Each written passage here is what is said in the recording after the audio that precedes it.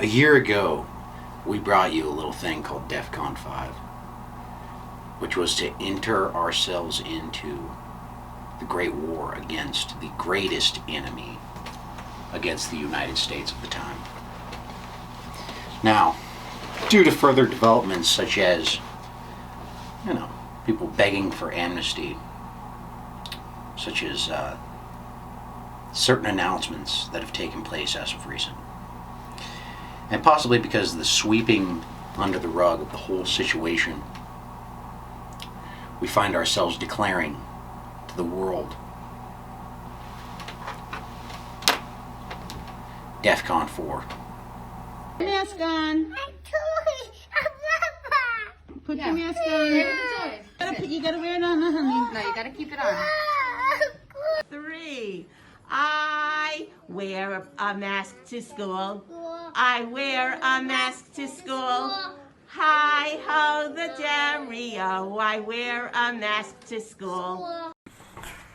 He's fucking choking me! He's choking me! What the fuck? Let go Get of the his fuck neck. off me! Get the Don't fuck! touch him. Stop. Fuck you, bitch! Get the fuck! I've been into fashion since I can remember. But one day I had a stomach ache so bad I didn't want to do anything. The team at New York Presbyterian said it was actually my heart. It was severely swollen, something called myocarditis. But doctors gave me medicines and used machines to control my heartbeat. They saved me. So now I can become the next great fashion designer.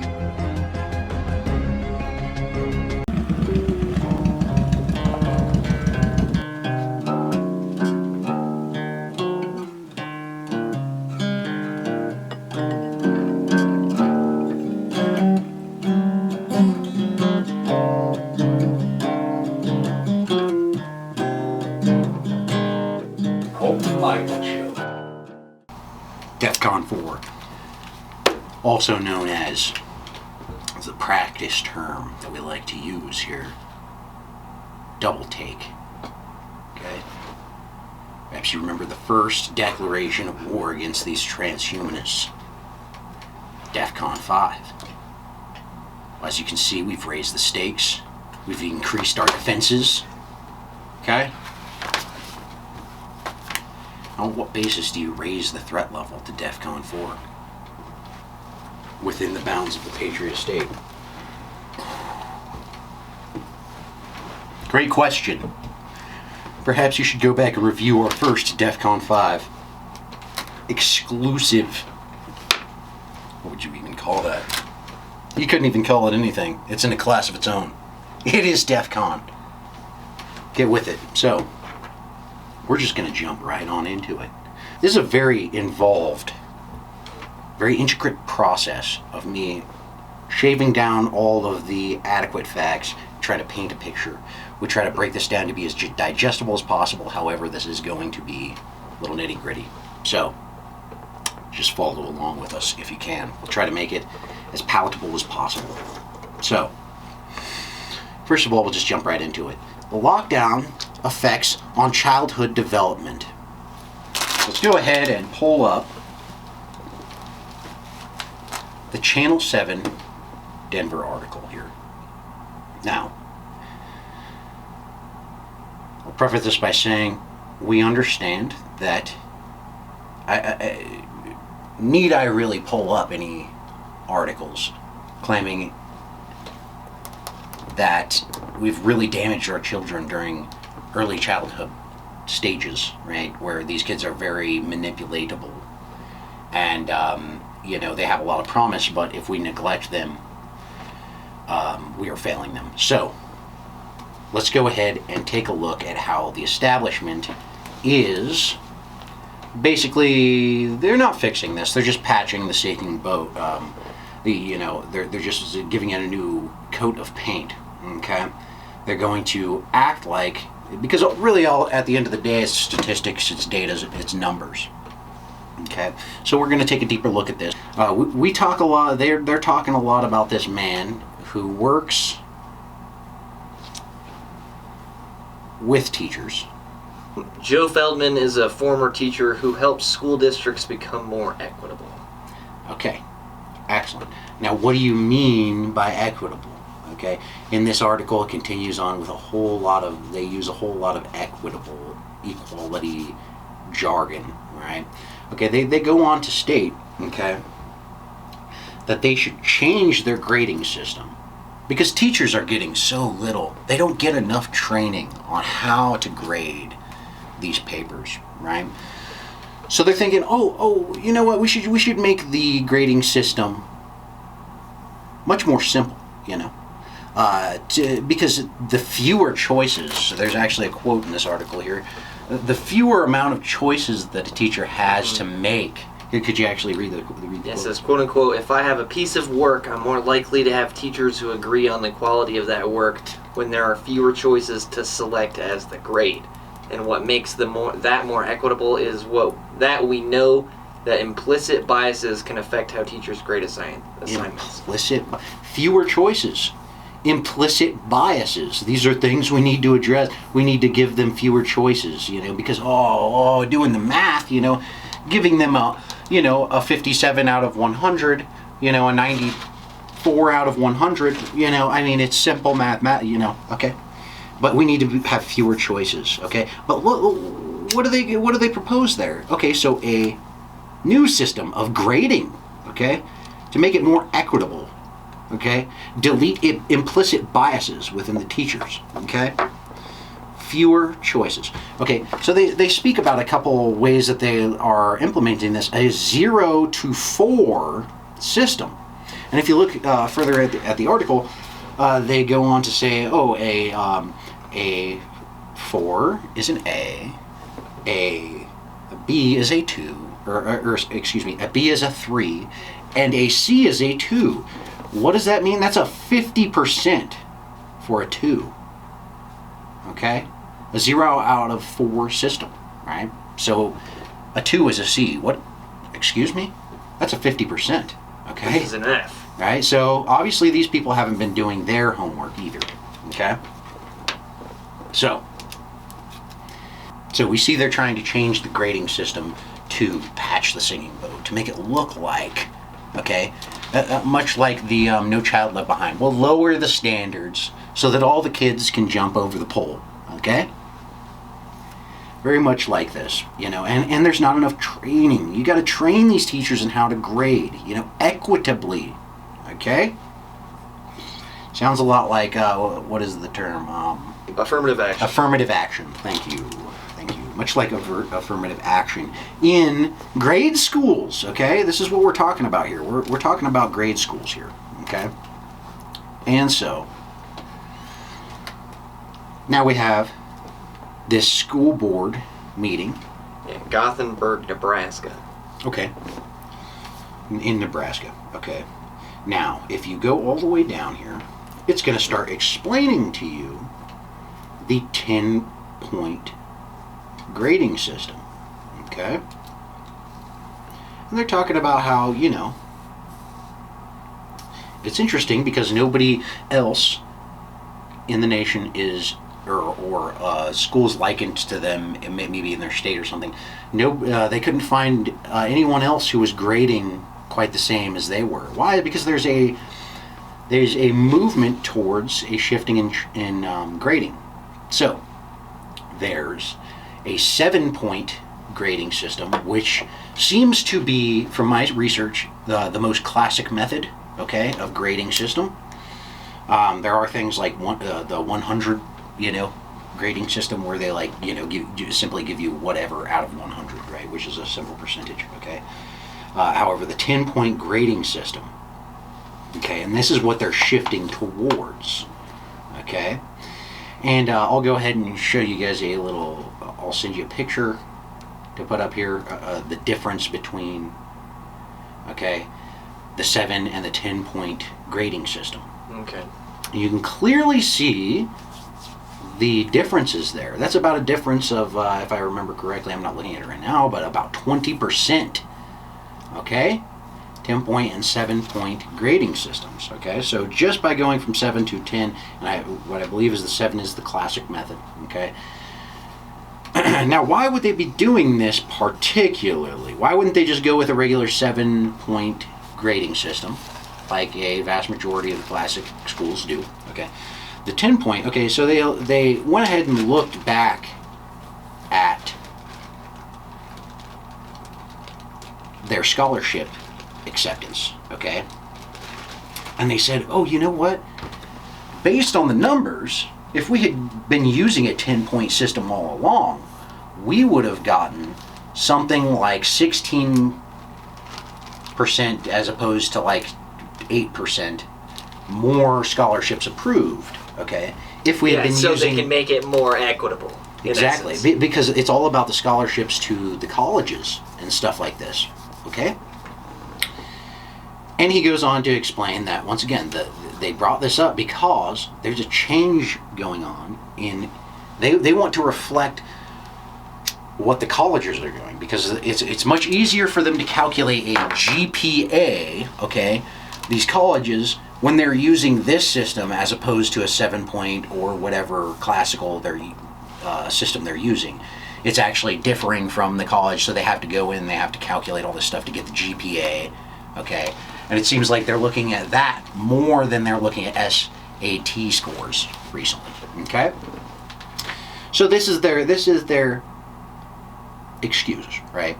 That the colleges are sort of leading the way, and we're simply reflecting what's going on here. Okay, they want their children. The quote is, they want to put their kids on equal footing with others around the country by reflecting the college's standards. Okay, how are the colleges graded? What do you mean there's a change in the grading standards of colleges? Okay, could this have anything to do with being more equitable? Could this have anything to do with pass or fail grading? And we'll pull up a article real quick about the colleges. Okay. Of course, most of these articles, you have to pour through a bunch of sad-ass, crazy-ass millennial sob stories to even get to the actual facts here. So you're going to skip down a multitude of paragraphs just to get to the point of the fact that many colleges, due to the suffering, the poor college student that was put out due to COVID, and they had to put up through with all this BS, and they had to go on to online learning, some were in-person learning, but very, very few of them. So they adopted the idea of pass or fail classes. Okay, do you see anything on that? While the majority of students seem to be vouching for a universal pass or fail policy, there is also a significant number of students who would prefer to be graded as usual. Yeah, and so a lot of colleges. First, I think it was the which university was it that started the trend? I think it may be Harvard. I'm not sure. It's not saying. Right. One of the top Ivy. Yeah, I think it's Harvard. It goes, sorry. Bro. It goes on to explain that many Ivy League colleges have accepted this same sort of outlook on things, pass or fail, online learning, this whole thing. And a lot of people have adopted it, and a lot of students are speaking out saying that we should do this, so a lot of colleges are offering the option to take the classes pass or fail, or regularly graded as you would. So much of this grading is based on, does the student know the material? Not necessarily are they doing every assignment, are they fulfilling everything, but do they know the material? They're angry because 1-0 can fail a student, right? There for a little while, some schools were even adopting a mandatory 50% grading, right? And imagine how this can affect your report card. This can let you pass. Now it's going to be down to, with bare minimum effort or none at all, you're getting a passing grade, okay? Because this 10-point grading system brings down 60% as a passing grade. 60% is a passing grade, okay? For this 10-point system that reflects the college's grading system, okay? So that's passing, all right? I think technically I do think 60%, that's a D. That's a D, which is not passing. You have to get at least really? D is a pass. Yeah, an F is a fail. 50% is failing. Did not know that. Okay, but isn't 60% supposed to be an F? No, 50%'s an F. Okay. But that's why, like you were saying, the fact that 2 is a C when really that's 50%, that's an F. Right. But they're making it a C in the 4-point grading system. Right. It's pretty wild. But either way, okay? So, but we see, if we were to really reflect the college grading system, how has that gone as of recent? That article that we just covered about the college grading system and this pass and fail thing was during the pandemic, okay? And it seems as though this is carrying on, it's echoing on with this pass or fail, this whole sort of idea. So, you know, you're supposed to be prepping for college in these high schools, and even your, you know, the whole thing is you're prepping for the next move, and you should be held to the highest standard within the universities, right? But, you know, we see them just kind of slacking it all off anyway. It's more equitable, if you will, right?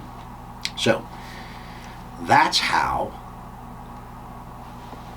the lockdowns have really affected childhood development now, you know.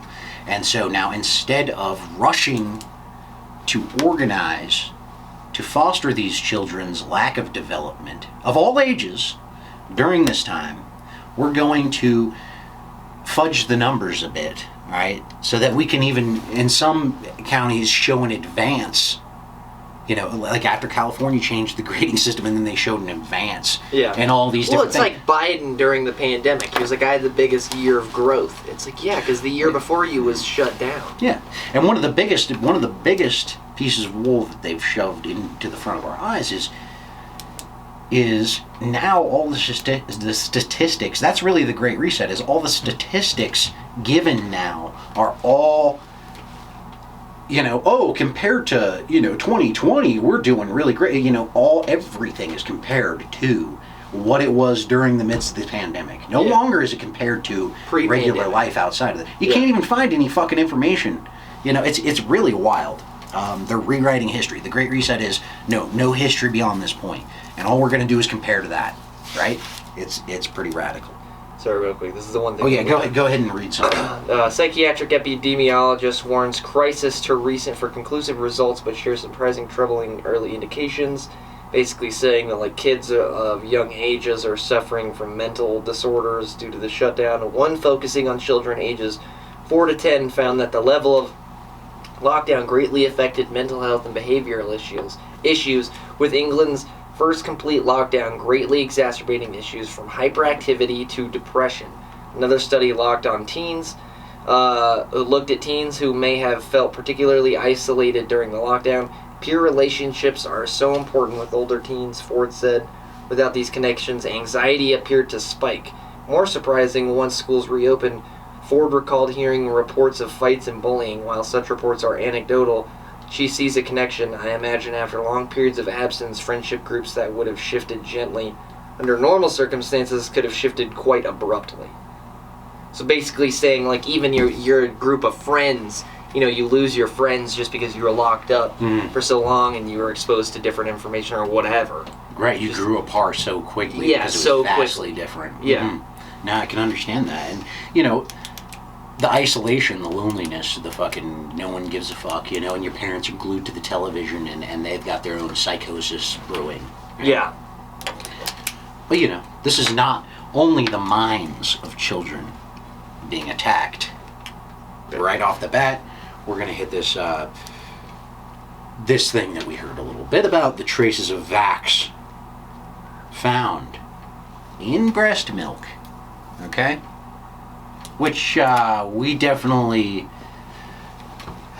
had our suspicions about this, right? Certainly it was a scary prospect to think of a pregnant woman taking some sort of experimental drugs, right? We don't need any of that, okay? However, because they're still amplifying as loud as they can, if you are pregnant, please go get vaccinated and get your most updated, recent, recommended booster from the CDC. Do it now. However, traces of the vaccine found in breast milk directly being orally ingested by these children, okay? Let's find out. Oh, look at all you're going to find is a bunch of fact checks. So let's look into the fact check, shall we? PolitiFacts. It says the study conducted by researchers from New York University's Long Island School of Medicine involved the collection of breast milk samples from 11 women who'd received the Pfizer, BioNTech, or Moderna COVID-19 vaccines within 6 months after childbirth. The participants were asked to collect samples before being vaccinated and for 5 days after being vaccinated. Quote unquote, of lactating individuals, no longer mothers, right? It's now lactating individuals. Yeah. Sorry, I just got to throw that out there. That's great. Of 11 lactating individuals, enrolled trace amounts of the BNT162b2 and mRNA-1273 COVID-19 mRNA vaccines were detected in 7 samples from 5 different participants at various times of up to 45 hours post-vaccination. Now, this was from an article from PolitiFacts that was a fact check that told us it's mostly false. Oh, it's mostly false. How many articles or how many paragraphs did you have to skip down before you found that? About 5. Probably about 5 paragraphs before you had to find that admittance, okay? And we'll throw up a picture of, I mean, you just Google it and it'll say, oh, sporadic. Yeah, the sporadic presence and trace quantities of COVID-19 vaccine detected in EBM or evidence-based medicine suggests that breastfeeding after COVID-19 mRNA vaccination is safe, particularly beyond 48 hours after vaccination. Right. So, the idea being... But right above that, it does say, oh, but it's in there. Yeah. No, it's in there, but then they go on to tell you that it's inert, okay? Even though they're seeing genes, chemicals, and particulates of mRNA breakdown, right? Because the idea is that it breaks down within your body once the antibodies are established, and then it comes out somehow, right? And so they admit it's in there, but it's mostly false, okay? Just because it's in there doesn't mean that it's making the babies into genetic fucking mutants, okay? Or infertile or something. Yeah, it's like, okay, so you're just adding on more, whatever. It's found, okay? So we got fact checked. They sure showed us. They sure showed us, okay? But they continue to recommend that they vaccinate the pregnant, okay? Which do we still know the effect? Once again, I looked up a study and they said that there was an increased value of immune activity, okay, like antibodies going on inside of the cord of hooked to the child of the mother, yada yada. They said that there was more antibody activity inside of that in vaccinated people, okay? But we still don't know of any effects to the child, right? We still don't know of any. However, what we do know is that climate change is causing a drastic uptick in miscarriages, incidentally. Now, this 44% number, can you tell me how that's calculated? Does it tell you between... It says up to 30% of pregnancies end in miscarriage, which can cause substantial morbidity. Hold on. Little is known about what causes miscarriages. Identifying risk factors is an important public health goal. Few studies have examined the association between heat and miscarriage, so this is definitely a topic that warrants further exploration. Now, if you look this up... It's a common thing we hear about this shit, dude. If you look this up, a 44% uptick in miscarriages, okay? Here's the interesting thing, okay? They're comparing it the month of August to the month of February, okay? And this article that you're reading, when did that come out? Yeah, this came out in July 11th. And Right. It says Wesselink colleagues Of found this that- year? This year? Yeah. Okay. Wesselink and colleagues found that participants had 44% higher risk for an early miscarriage during summer months compared with in February. They also reported a 31% higher risk of miscarriage during any week of pregnancy in late August compared with February. So, once again, we see evidence of them fucking with statistics, fucking with this shit. They use the beautiful thing of 44%, okay? Compared to February of this year, mind you. Okay? Where's it? And it's an uptick 44%. And what's their excuse? Oh, it must be the summer months. If you look this up, all you see is the same article from different fucking news stations all the way down the page on the same fucking thing on the same week. Okay? They are pushing a narrative. This is not, they have no historical evidence to show that this is the case, but they're making some fucking just wild claim. You know, fuck the scientific method, dude. Okay? Look, I'm trying to run a scientocracy, okay? I want the facts, motherfucker, but you throw all this shit around here, okay? 44% up since February, okay? When was the vaccine introduced? Now, I'm not pinning this with the vaccine, but why are you using such short-sighted statistics? That's like when Biden came out and used, our month-over-month inflation was negative. Exactly. It's like, that's not how you measure inflation. Mm-hmm. Inflation's measured year over year. Units of measure. I mean, this is very important, units of measure, right? And now the Great Reset, whether we realize it or not, they've reset the great measures that we've all used to play the same game. Now we'll just measure from month to month. I mean, hey, look how great we're doing. I mean, we were in an apocalypse just a fucking year. You know, I mean, look, it's a great maneuver. It's a great opportunity, right? Right, guys? Okay, so, and there's even, and of course you can't get any straight fucking information on this. We looked up and down and tried to find the actual information of, we hear word of, in the UK, miscarriage is up 366%. Okay? Now, whether it's true or not, we'll never fucking know. Because all it is wrapped in a bunch of fact checks like that's not true, because they're linking it to COVID. It has nothing to do with COVID or the vaccine or any of it. Yeah, we're just wondering, like, is it up 366%? I don't care why. Tell me the fucking, I'm running a scientocracy here. Give me the facts. COVID is no longer mainly a pandemic of the unvaccinated. Correct. So. Correct. This is. This is something like 59% of COVID deaths in like the month of like September or something. It's not fucking. Wants me to make an account. But anyways, it was like 59% of deaths were vaccinated people. Were vaccinated people. And can you give us the quote of what they said? Because it's just so sweet to fucking. What are you talking about? Make them say it again. Make them say it again. COVID is no longer a pandemic of the unvaccinated. We can no longer say COVID is a pandemic of the unvaccinated. Oh. I mean, it's not much, but it does feel nice, okay? Just to hear it once. Thank you. Thank you. Thank you, right? And we've also got the Florida Surgeon General. What a great man, coming out and saying that Florida Surgeon General recommends against COVID vaccination for healthy children due to cited possible links to myocarditis and inflammation of the heart muscle among young men and teenage boys as the rationale for his suggestion.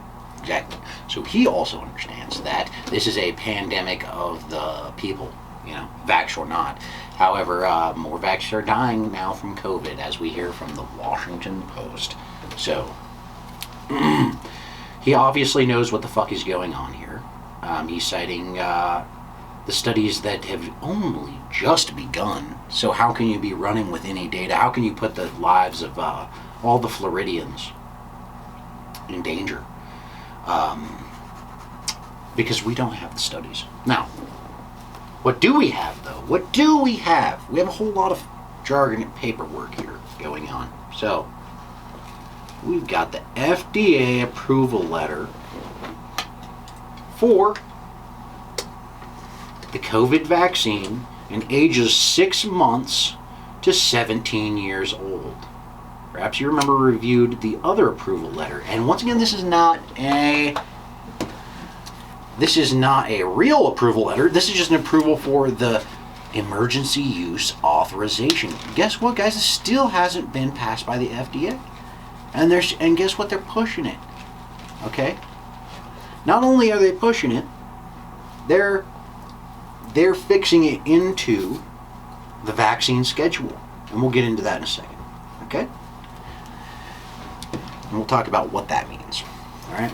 Now, but first, I want to look over we'll do a quick review, very skimming over the top, of the information gained from the approval letter of the FDA for 6 months to 17 years old. Now, between the ages of 6 months and 36 months, okay, 2,200 were vaccinated, okay? Only some of those were followed, okay? And what they found is a common side effect would be hard crying, okay? Which is interesting because much evidence of vaccine-related injuries in very small children, hard crying is evidence of serious things. Now, there's a difference between just crying and whining and doing the whole thing, or in a hard cry, okay? It's a real term, okay? Being extremely sleepy, okay?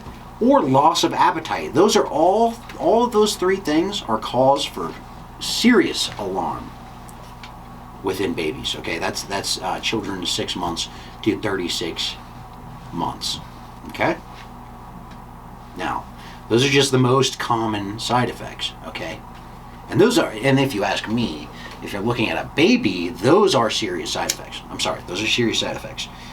Hard crying, sleepiness, loss of appetite. I mean, you see any of those things and you think there's something wrong here. You know, we should probably go to the doctor. That's cause to see your pediatrician. Okay, now, information we just reviewed pertaining to the safety, that study there, okay? Which we all know how they conduct their safety studies over at Pfizer and over at the FDA, right? Where most of the chairmen are been paid off or worked for Pfizer, okay? So let's get to it. Now, the effectiveness studies. So, how effective is this against the very rare chance that a child between the ages of 6 months and 4 years? Okay, so what is the very slim chance of them even catching COVID, then even dying from the effects of COVID? Pretty sure we covered that actually in the first Defcon. Yeah. So do your fucking homework. So, but what did they test? The effectiveness on how many children? Okay? The interesting fucking scientific method you're using here, bro. Okay? Because for the safety test, it claims you vaxxed 2,200 of those individuals, but only followed a percentage of them, mind you. Which is very interesting. Double-blind study. So how do the scientists even know if they're following the placebo patients? Very interesting scientific method. Now, only 80 individual babies between ages 6 months to 23 months were monitored after getting the shot, okay? 80 of them, okay? And this is for effectiveness, to even see if it'll stop COVID, right? And 140 children, the ages between 2 and 4 years old, okay? 140, right? Okay, so, and how did they compare this data? How did they compare this data? Because once again, you have to have some sort of, I can't even remember the scientific terms, it's been so long, right? However, they have to have some base data to compare to, right? What they based it, are they comparing to the flu shot or previous, early 2000s data? Fucking no. They're reporting and comparing the data gained from these grand total of, what is that? That would be one. Grand total of 220 children, okay?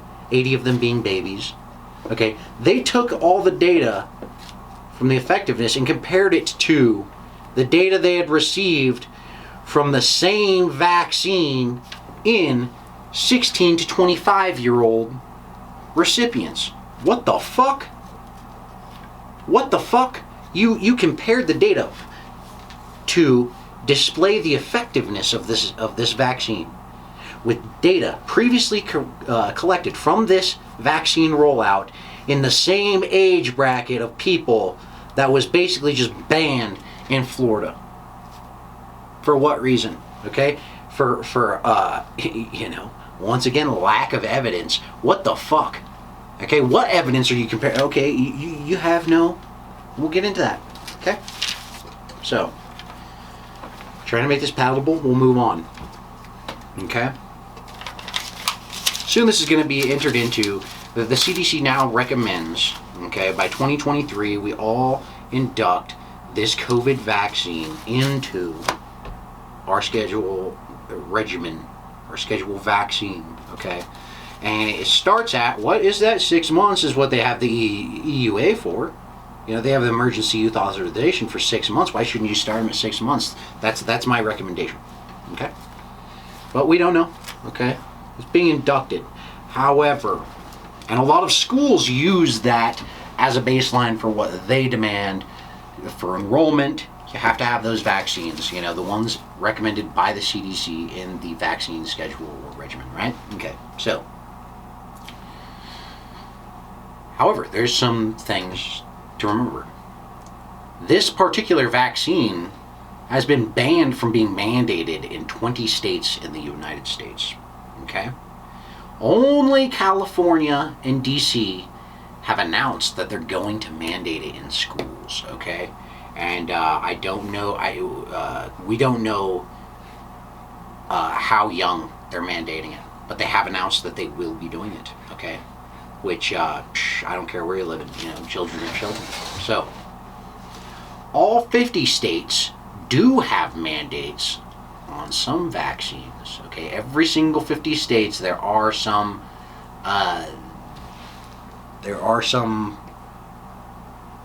vaccines, I think it's mumps, measles, blah, blah, blah, that you have to be enrolled in the public schools, all 50 states, okay?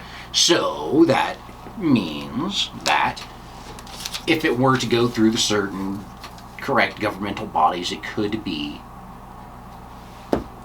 mandated that all your children take this vaccine. And some school systems, so you better pay attention because, you know, honestly, they'll just try to get you on an off day and pull you out of class and take you into the nurse's office and say, oh, we need to give you vaccines. You know, we were reviewing the documents and it turns out that your all of your vaccines are late. Yeah. We need to re-up you or whatever because of your vaccine registration thing through the school, right? So. And this, just real quick, this is a crazy note in this article. It says in 2020 to 2021 school year, vaccination coverage for kindergartners fell to less than 94%. And they're like upset that they didn't reach their target of 95% of kindergartners being vaccinated. Jesus, dude. Like, what in the world? Well, that's bro? fucking money, dude. That's fucking money, bro. I mean, you're talking No, for fucking... real. When you mandate something, I mean, we've done previous episodes on this, you know, delving into it, you know, this is much like how Gardasil got kind of forced into the fucking school system. People don't even fucking know about it, man. You know, Gardasil has a sick history. If you really want to get into that shit, you know, which, there's kind of a long loop back to that, okay? So...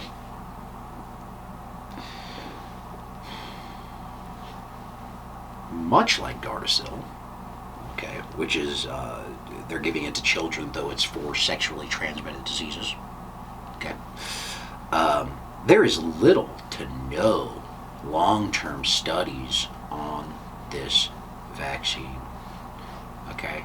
How do we fucking know that? Well, we have an article here that says, let me don my thinking cap. donning my thinking cap. Donning my thinking cap.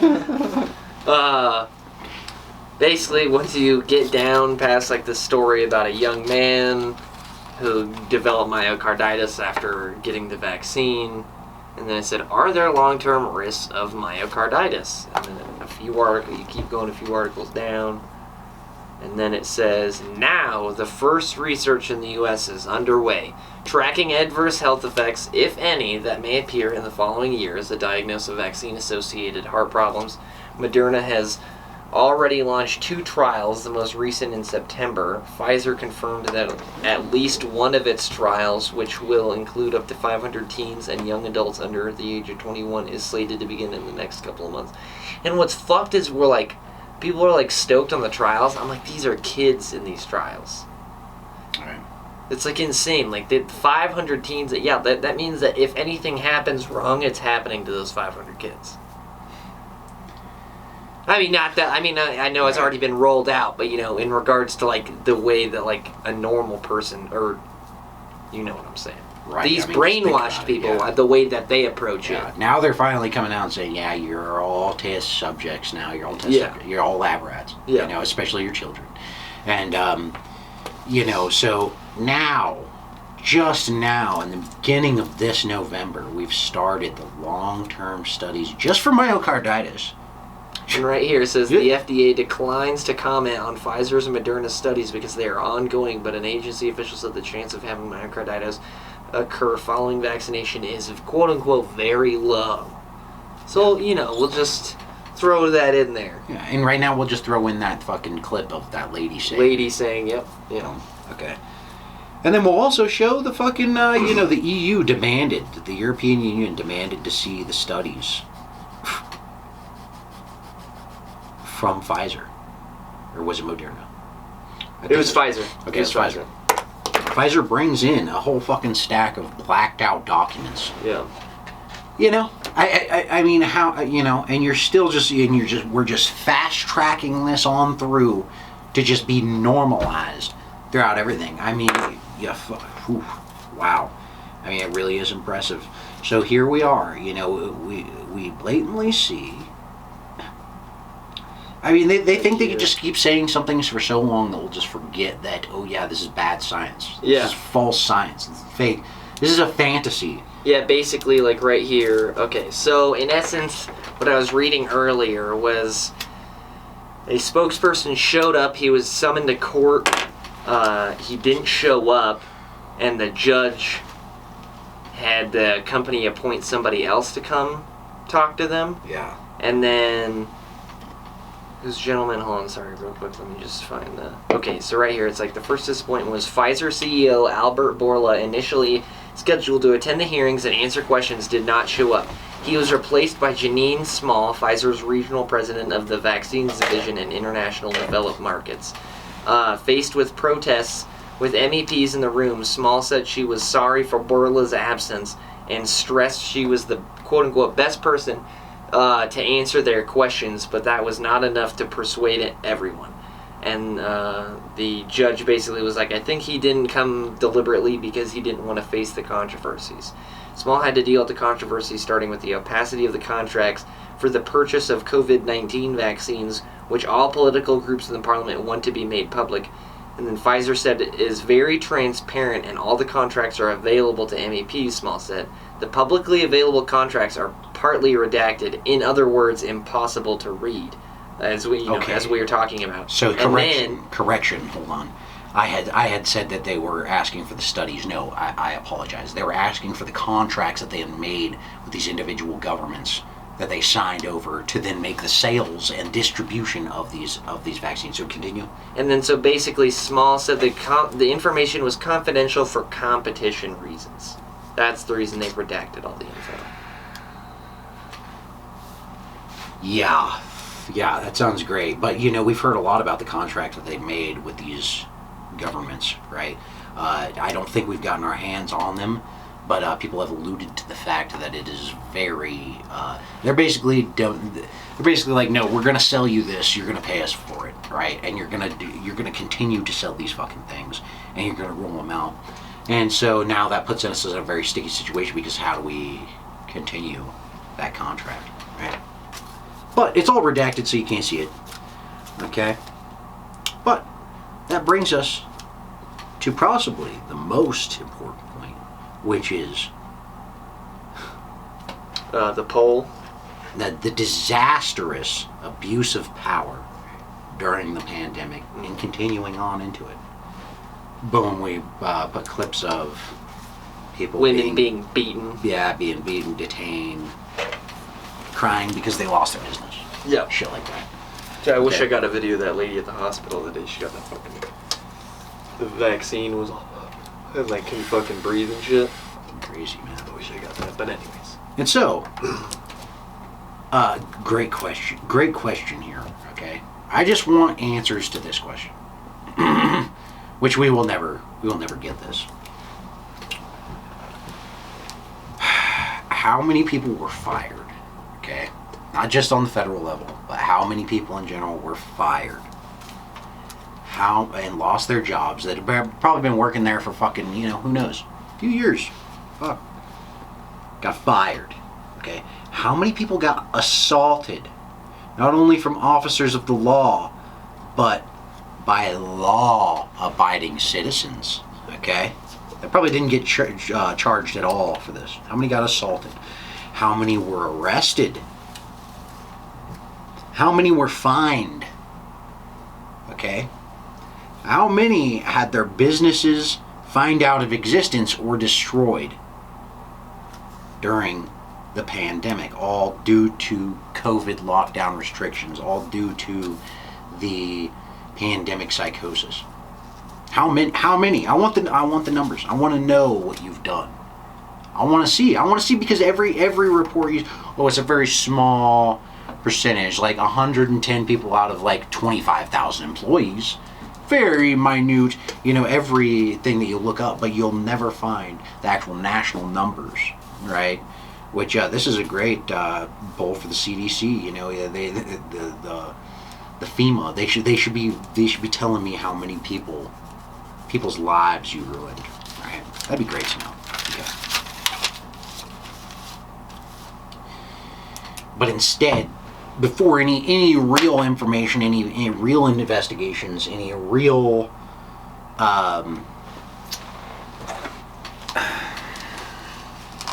real consideration for the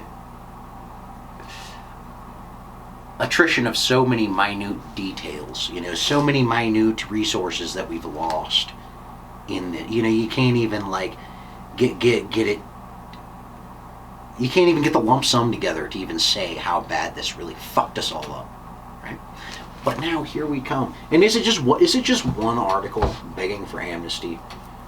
Is this all, this whole amnesty idea, is this all just stemming from one article, where some Democratic jackass came out and said? I think it's like, I think it all kind of stemmed from like one WAPO. Oh yeah, probably the fucking WAPO. So yeah, it seems like basically, the Atlantic, NPR, Fee, never heard of them. Wait, so everybody jumped on the bandwagon? Boston Globe, everybody above the law. Holy shit, they're really all asking for amnesty. It's because, dude, they're all owned by BlackRock. That's pretty wild. And we're gonna get into that. We're gonna get into that. Okay, now. All of them. Holy shit, I didn't expect that. All of them begging for amnesty, right? But not all of them, actually. They're talking out of one side of their mouth while their fucking left hand's working. Okay? What do you got? We'll make a show and we'll have this New York City judge reinstate all these fucking workers. Right? However, they're not playing along with the game, dude. Okay, a judge can say whatever the fuck he wants, but when it comes down to the down, it's all bureaucratic bullshit and paperwork that you'll never fucking find the end of. Okay, you'll be swimming through it till the end of it. Okay, and it's all about what those establishments are going to let happen. We see a Project Veritas video, right? Kind of giving us exactly the take on what they feel about in New York City and it reinstating these people. Okay, so, but you see a lot of pushback, okay, to this judge and these people. I don't believe that you're really asking for amnesty, right? As half-hearted and as bullshit as it was. Oh, please, I'm not going to apologize for anything, but we're going to demand you give us amnesty, right? okay? And if you can't act like a civilized person, okay, and grant amnesty when someone has apologized without apologizing to you, okay, and in the real world, that's another episode, we'll get into the real world, okay? People can control their actions, okay, and their words, okay, and they wouldn't hurt anyone. And so we've already granted ourselves amnesty, okay, for all of this bullshit, okay. But we're going to continue to drive forward with the whole plan. I mean, yeah, you're going to give it up, but you're also going to be considered a mental health risk. You're going to be considered a wild card. You're going to be considered psycho crazy if you continue to push the subject of not being forgiving, right? Letting these people walk away with impunity, right? Not everyone is actually on the amnesty train, because here we have this interesting little... Wait, what did you say was next? Post-traumatic embitterment. Okay, I want to cover this first, actually. All right, we'll then cover it. Polling for the... Okay, so the polling... So during the midterm... Oh, yeah. We kind of slightly touched on that. But yeah, we'll slightly touch on it again. During the midterms, they did a vote to see if they were going to reinstate and rehire the federal employees that got fired for not having the vaccine.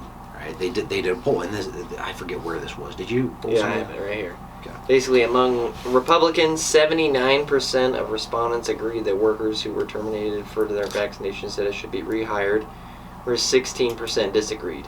Among independents, 58% agreed and 26% disagreed, and among Democrats, 35% agreed and 43% disagreed.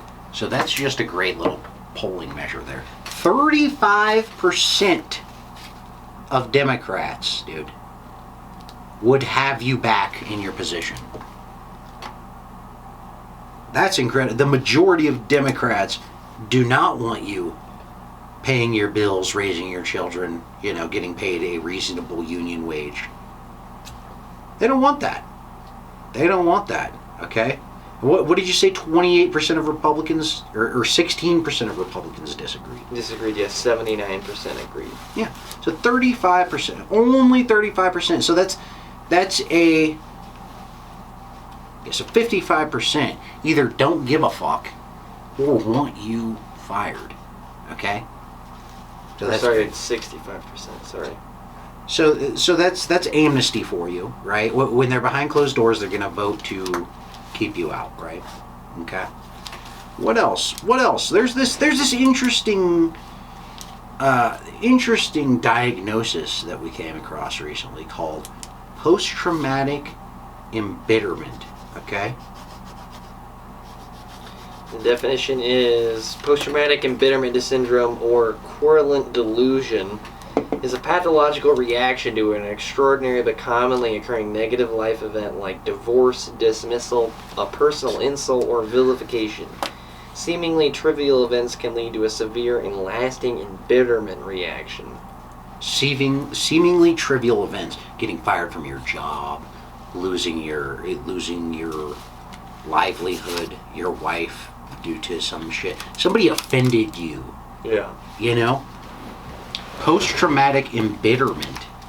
That's an interesting one, and I'm sure the pharmaceutical company is working really hard to find some sort of solution for this thing. But doesn't that sound like what a lot of people, so many individuals, are suffering from, this idea of seemingly trivial agitation? Okay? I certainly find myself agitated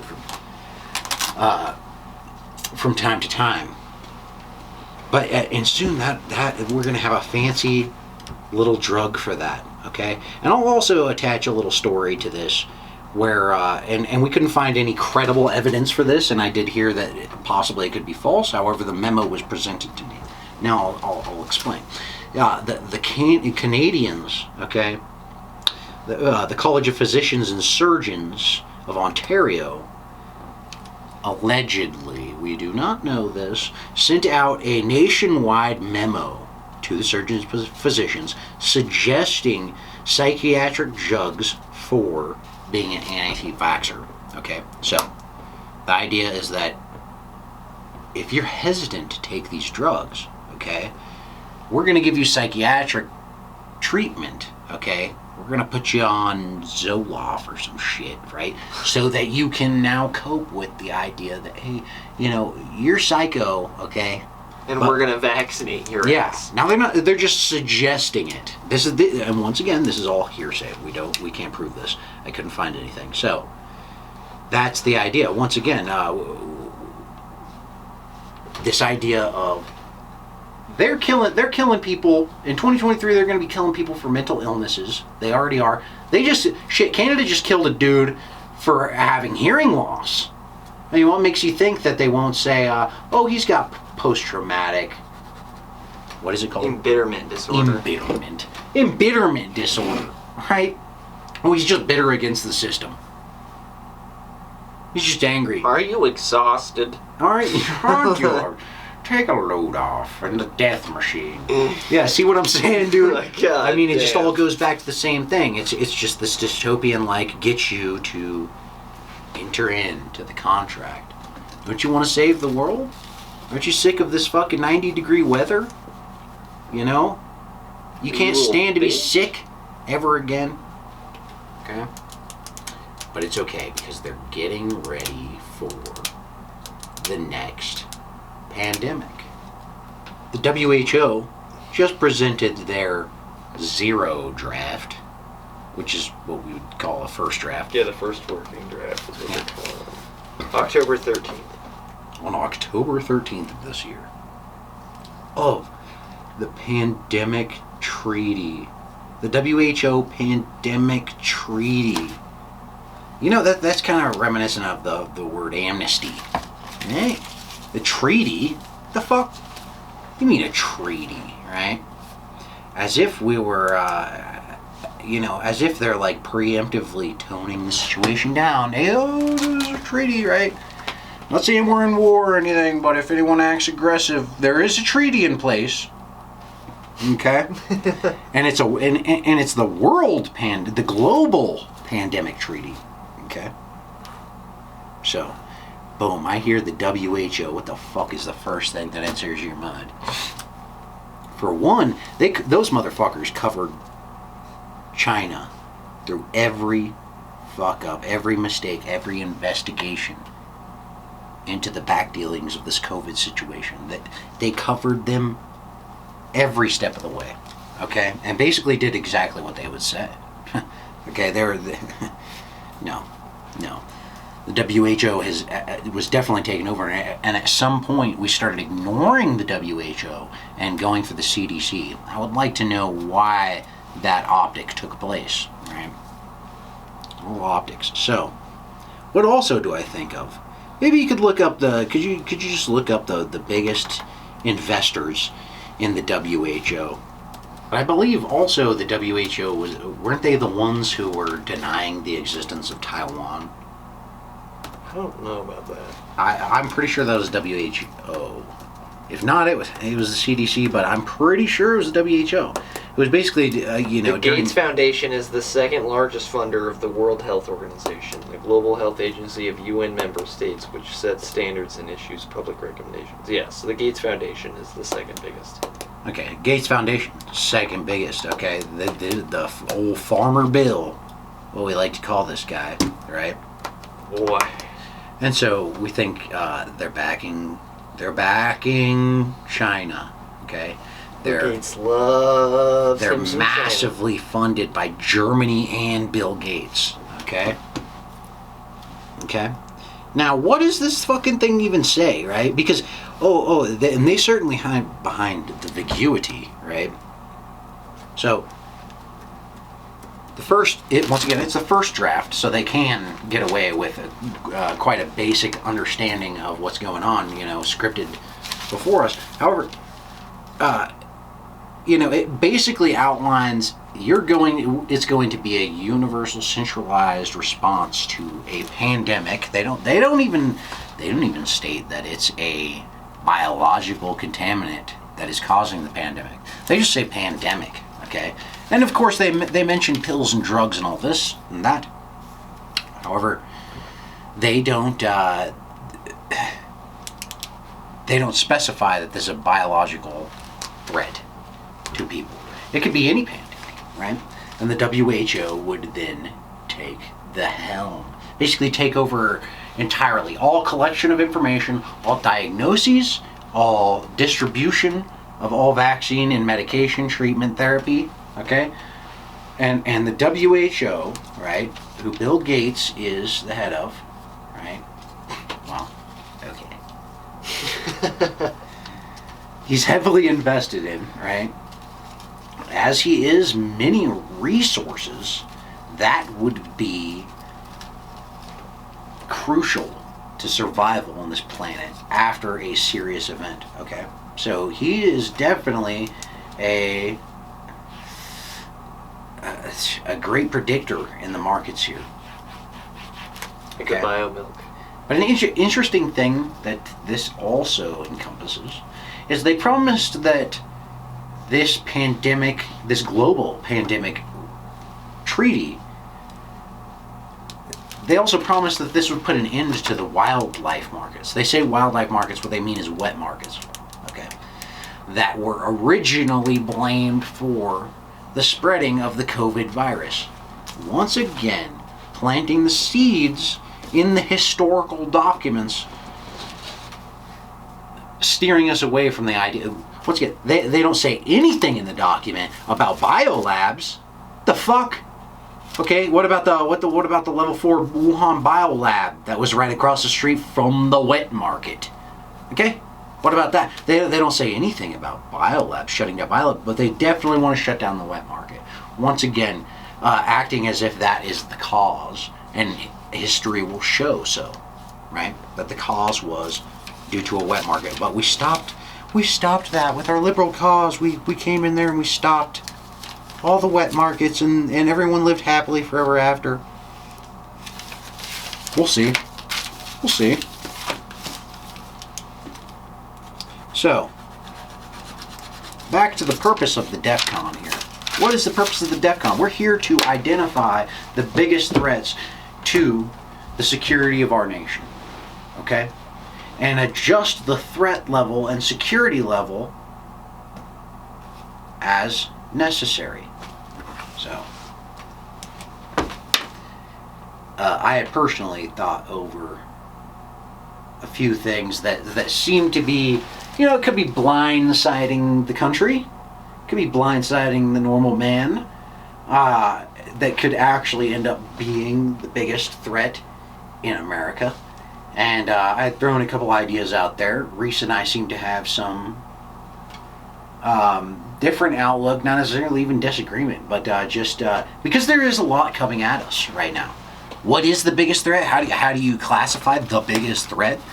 It really is difficult. That is part of the psychological warfare that we find ourselves taking cover from, is the idea that you can't really recognize the biggest threats, therefore to act necessarily OODA loop, right?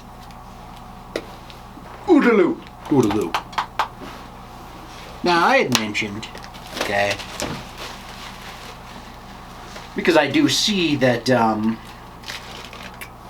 I believe that a lot of the hardships facing the common man would be due to poverty, okay, and the acquiring of currency. And so I suggested that possibly the idea of a digital currency being introduced into the modern world would and then following would obviously be a social credit score, serious documentation, possibly the mark of the beast, possibly, digital identification to the max, right? Which is what we would have to achieve after the digital currency. And so that seems like a pretty big threat to me.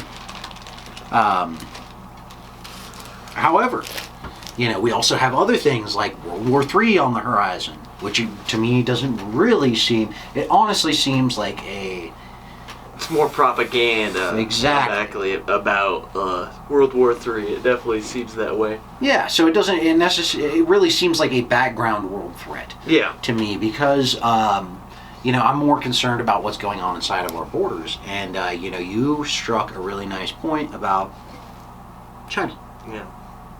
And their infiltration not only into our higher echelon of the political system, but also fucking beat cops, man. Can we pull up an article? Yeah. Basically, yeah, there's police stations, Chinese police stations in the U.S. Like there's one in New York City, I believe. And the FBI is very concerned by Chinese police stations in the United States. I'm like, then shut them down. Like, Yeah, what are you right. talking about? Like, oh, we're concerned about it, but we're not really doing anything about it. Well, what are you gonna do when they own the fucking property, and shit? Okay, wait, hold on. Okay, it's called Overseas 110, refers to various extra-legal offices established by China's Ministry of Public Security in other countries. And it's Overseas Service Station is what they're referred to as. What I really believe this is to be, is an outpost for certain individuals who are placed in, like I said, the higher echelons of the government, yada yada, spies, right? Who might be inclined to, veer away from the CCP's intended purpose of them. Once you're in the United States, shit. Fuck you, dude. Yeah. I'm and they're here to, what they said is they're here to collect quote-unquote fugitives. Yeah, fugitives. It's like, what the fuck do you determine as a fugitive? I heard it was like cyber fugitives. Basically people who are committing fraud and shit overseas in China. People who are committing online crimes, if you will, overseas in the U.S. against Chinese individuals. But that sounds like a load of horse shit. Yeah, you can't trust communists. All right, yeah, and this whole idea of the Silk Road that they're trying to develop, and the fucking, that they think they literally are racist and think that they're the superior race.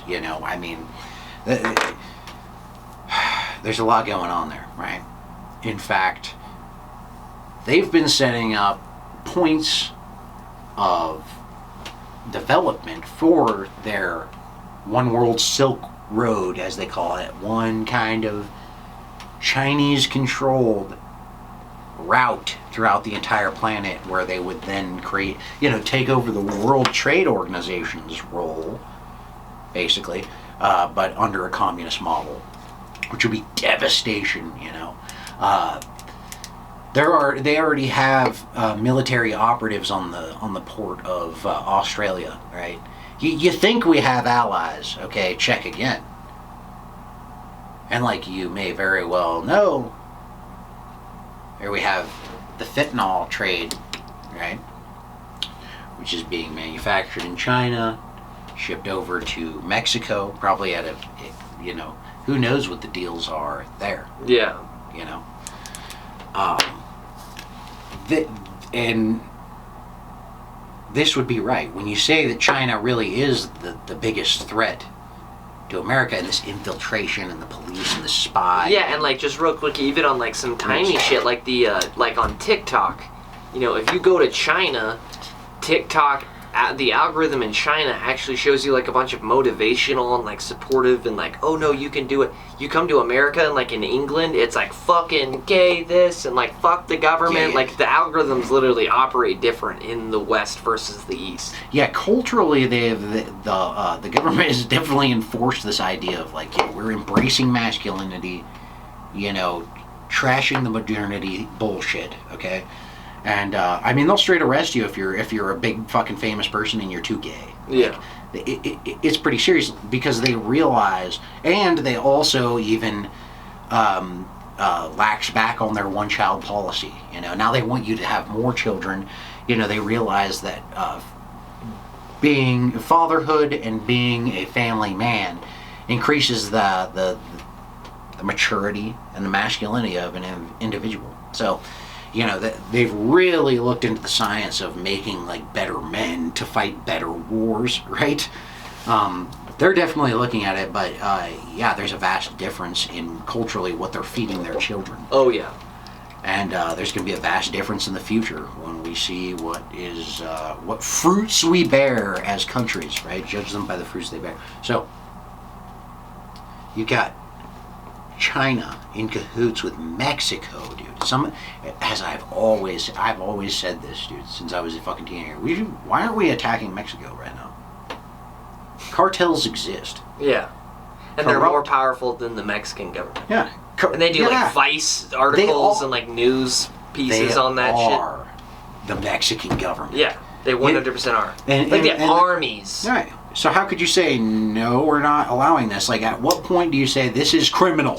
So I'm not saying making war with the Mexican people, okay? And we definitely should be getting control on these fucking cartels. We need to be getting control and establishing true government here. You know, it's like we can overthrow any government in the fucking world. But our neighbors who are, because we are making too much money off of this shit. When Bill Clinton bailed the fucking Mexican government out, how do you think they paid us off? Everyone in the fucking country said there's no way these Mexicans are going to pay us off. Why would you bail them out, Bill Clinton? Oh, what happened? Oh, what also happened? The Arkansas cocaine fucking scandal with Bill Clinton? Yeah, seems awful funny. But here we are, Mexico making deals with China. Probably getting real snuggly wuggly, I will say. Yeah, right up on our borders. Right up on our wall, borders. nothing. Yeah, after Obama has just armed them to the fucking teeth with Fast and Furious. After all these car companies, put in such a bad position dealing in America, they'll make fucking deals with these fucking terrorist organizations. Give them 1 million Chevys in one go, right? Get all their boys ready to go, okay? And then they'll make what they call narco tanks. That's a pretty interesting wormhole. Now, they're bringing in this fentanyl, okay? And some people speculate that this is simply revenge for the opium crisis that we directly caused in China. Whatever. Who gives a fuck? Either way, this is warfare, okay? Because of the insane deadliness of this drug.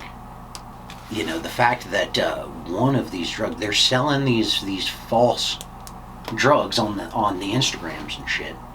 And they'll use it in their own, the Mexican press machines or whatever. We know some of the best, like, fucking Molly pills, ecstasy pills of the like, come from Mexico. Okay? But they look identical and shit, yeah. Yeah, they're getting presses that look identical and they can, like, look like Adderall. Yeah. Right? And due to the measuring process and due to the rough nature of their measurements, right? They're just killing kids left and fucking right. And he's saying, like, one pill can kill. Like this one girl took like a quarter of a fucking pill, ended up overdosing on fentanyl, right? Because they're counterfeit pills. Yeah. Right? And so, this is a direct threat of fucking China, Mexico is co-involved in the sense that I almost guarantee at this point the business dealings that they've been having with China, they would be willing to amass an army and attack us directly. Which brings us to the next point. Not too long ago, we were hearing reports of 50 cows, automatic 50 cows being shot over the fucking border towards the U.S. from Mexico. But now we have, a lot of things have changed since we took Congress recently, right? And it seems like this is one of the things that we've done here. They declared state of emergency in Texas. Well, they declared an invasion. They declared an invasion. Okay? Armed invasion. In Texas. Okay? By the Mexican forces. Okay? Yeah, the cartels, basically. And shit, they're probably not even all Mexican. Whatever. Basically, the cartel is coming after these motherfuckers, right? So, I believe the last count I heard was 12 million. Is that 12 million migrants since Biden took office? 2 million? Well, 3 million now. Okay, but 3 million. It was 2 million in a matter of a year, and then it was like, so it's basically 3 million a year. Okay, so 3 million a year since Biden took office, yeah. and basically opened the gates for these people. Told them, And I mean, "Oh, like, if you're terrorists suffering, from fucking, like, ISIS and shit are getting in. I mean, dude, people from Ukraine, people from fucking, I mean, all kind of places, dude, are coming to Mexico to cross the fucking border. I mean, it's crazy. From all over the world, right? Because they know what's going on, you know? It's blasted all over the fucking, everybody knows we're a joke. We're a national, global joke. Yeah. Okay? So, that's what that is. So, we've got millions a year coming through this border, okay? Nobody's going to do anything about it, finally. Texas declares an invasion. What does this mean? What does this mean? What does it mean? I think we'll find out in Defcon 3, dude. We may just. I mean, it's gonna have to fucking wait, I guess, to really know. Yeah. I mean, what does that really mean? Does it mean that they're just...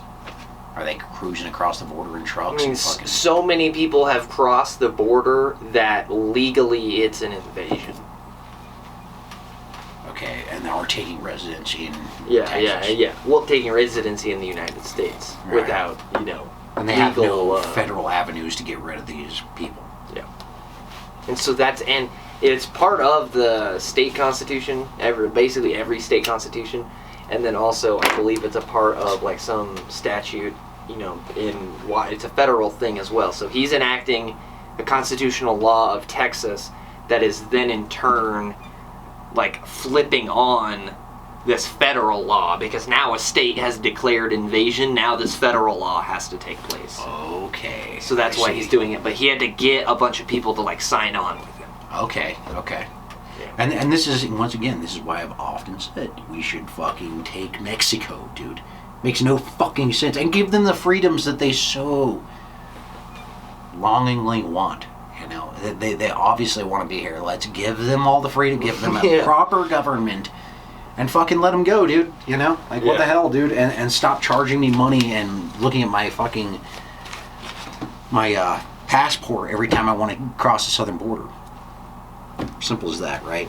But no, we're going to wait until a third world country, invades us. Okay, this is just a fucking joke. After we've already armed them with the most sophisticated arms that we can.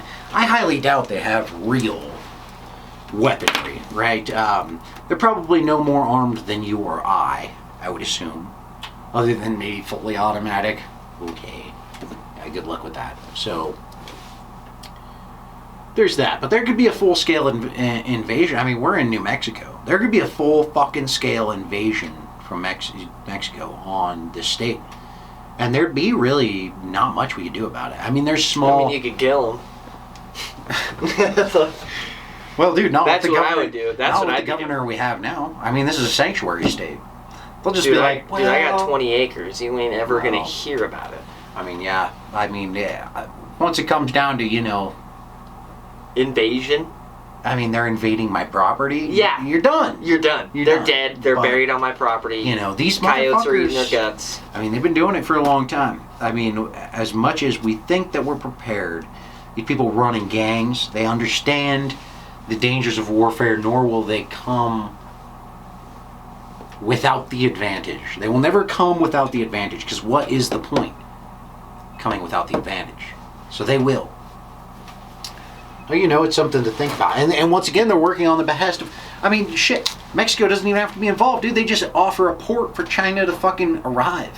Simple as that. Yeah, exactly. That's what I mean with like this ISIS shit. It's like, fuck all these other immigrants. That's not who I'm worried about. I'm worried about the people that are like getting through that aren't like really shouldn't be getting through. Right.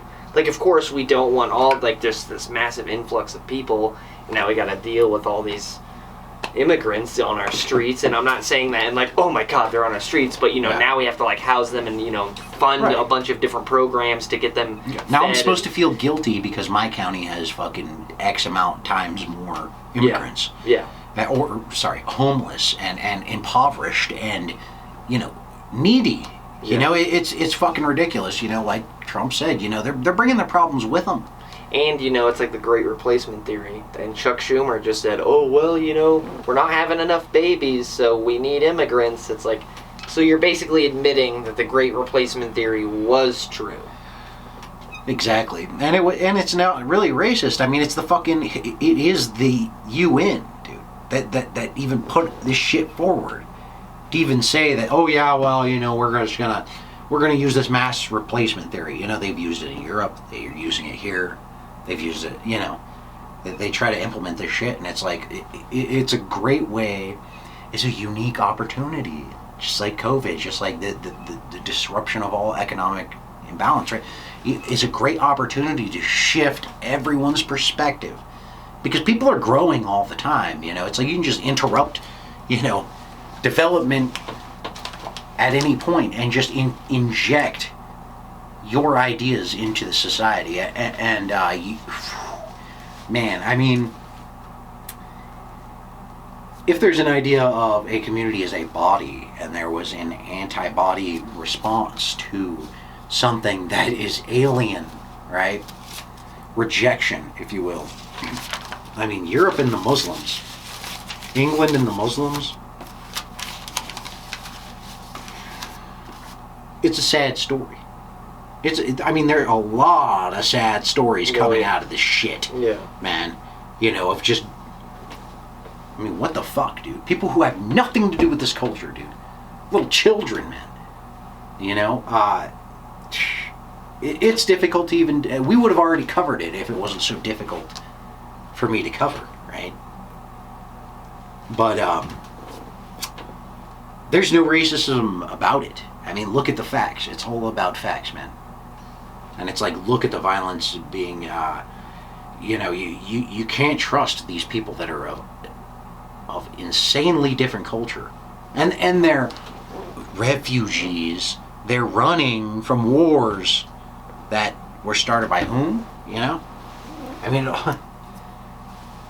it's perfect, right?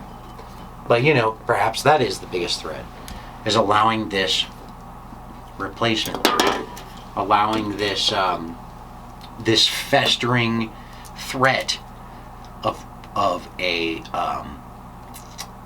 this festering threat down in the South, basically, you know, of you know, they have abilities to manufacture, they have abilities to amass armies, they have, you know, a certain unique position where they can do serious damage to this country, right? And especially under the command of the Chinese Empire. You know, that could very easily be in the next Defcon.